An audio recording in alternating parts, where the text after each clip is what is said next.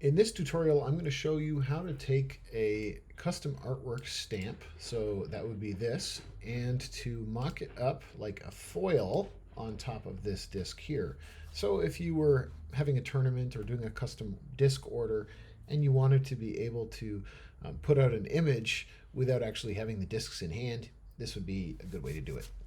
So you're going to start here in Adobe Photoshop. We're also going to be using Adobe Illustrator. But what we're going to do is we're going to take the lasso tool and we're going to select the current artwork. So I don't have to be perfect. I just have to be kind of close. There we go. I'm going to hold down Shift so I can make another selection here. And I'm going to select the Invo logo here. And then what I'm going to do is I'm going to go to Edit and Content Aware Fill. And it's going to do a great job, and it's going to fill that in, and you would never know that there was anything there. In my Layers panel, I'm going to select both the background and background copy layers, and I'm going to hit Command E on a Mac or Control E on a PC, and then Command D or Control D to deselect. And now I have my blank disk. All right, so now we're going to move over to Illustrator and we're going to make the foil. And the way we want to do that is we're going to create a rectangle that's going to cover our image here. So it doesn't have to be perfect, it just has to be, again, close, but it'll make it easier to align things later. So anyway, okay. So now what I want to do is I want to, well, I can turn off the stroke. So I'm going to go over here to the stroke and going to disable the stroke. And I'm going to put a gradient. Whoops. Going to select the fill and put a gradient on. Now, we can use some of the gradients that come with Adobe Illustrator. So if you go in your gradients panel here and click on the, let's bring that out here. Click on the, oh, I'm sorry, it's not there, it's under the swatches panel. I'm going to click on the menu here and I'm going to say open swatch library, and we're going to find one called gradients, and then under that we can use metals. And so we've got a bunch of predefined ones if you wanted to use, like, for example, a gold foil. So I could just hit this right here and I have a gold foil. Then what I'm going to do, I'm going to move that to the back, and I'm going to highlight both of them, and then open the transparency panel, hit Make Mask, and then click the Invert checkbox. And there we go. So there is a gold foil. Now, let's set that aside here for now. All right, and then I'm going to click back on here, and I'm going to hit Release, and I'm going to make a different color, just because we don't always want a gold foil, and we may want to make our very own. So in that case, we're going to want to use our gradient panel and our swatches. So I'm going to go ahead and take, let's just say we wanted, say, a bluish stamp. So what I could do is I could just take some various shades of blue and drop them in here. There's always going to be a lot of variation in these sort of things, so you may even have like a little bit of, you know, like a purple coming through in certain spots. Maybe that might be better, kind of in the middle here. Just sort of random is the best way to kind of go here. Yeah, I think that purple's a little too purple. Well, maybe we can do like a kind of a greenish color there. And then we can adjust the gradients, you know, and adjust the center points, whatever we want, just to give ourselves some randomness. We could change the angle if we wanted to as well. If I click on the tool here, you can see I can change the angle. Really, these gradients are going to just be a function of the lighting that's in the room at the time that you shoot the picture. So anyway, I can take this, move it over here,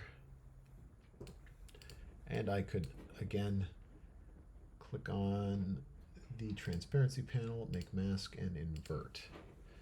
If the artwork were white, we wouldn't have to invert, but in this case, we do. Okay, so I have two different stamps. All right, so I'm going to go ahead and grab going to grab one of those, and I'm going to hit Command C for copy, and I'm going to go back over to Photoshop here, and I'm going to hit Command V to paste. Now it's going to come up and it's going to ask me if I want to do this as pixels, path, whatever. I'm going to select a smart object.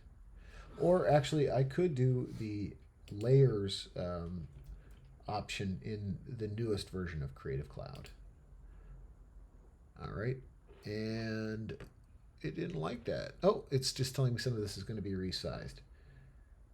Okay, I didn't want it to do that. So let's go with a smart object.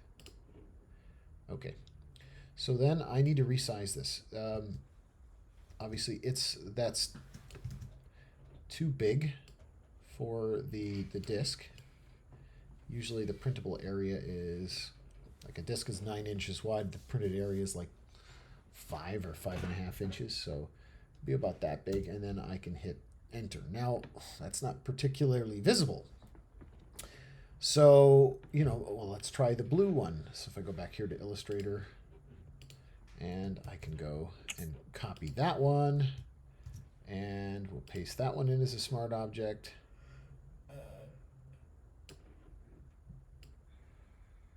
That does look a lot more contrasty. So I can go ahead and disable that, and just make sure that I'm centered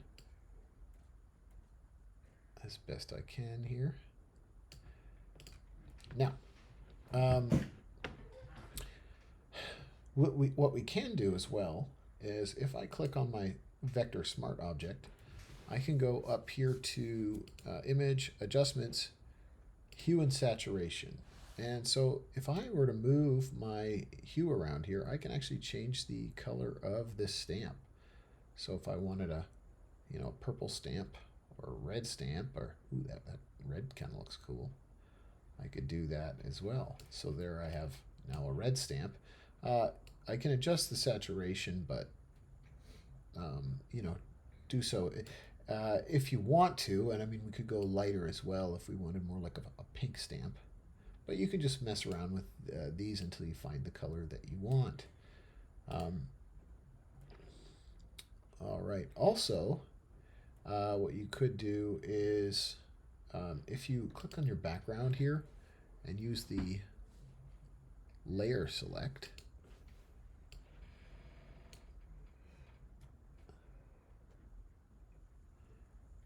or sorry, the object select, it's going to select that whole the image. What I'm going to do now is I'm going to hit the Command J, and I've just made a copy of the disk over top of the existing one.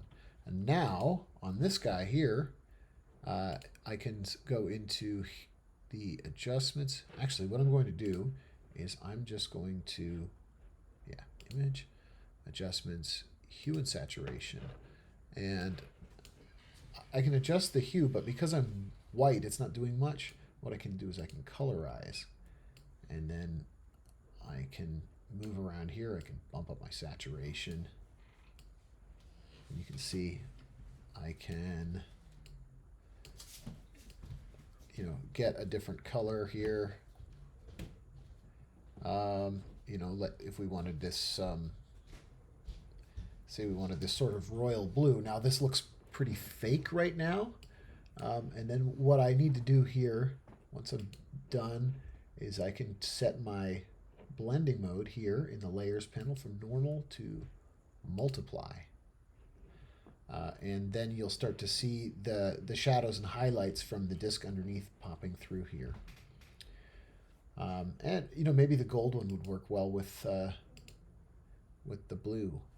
And there you go.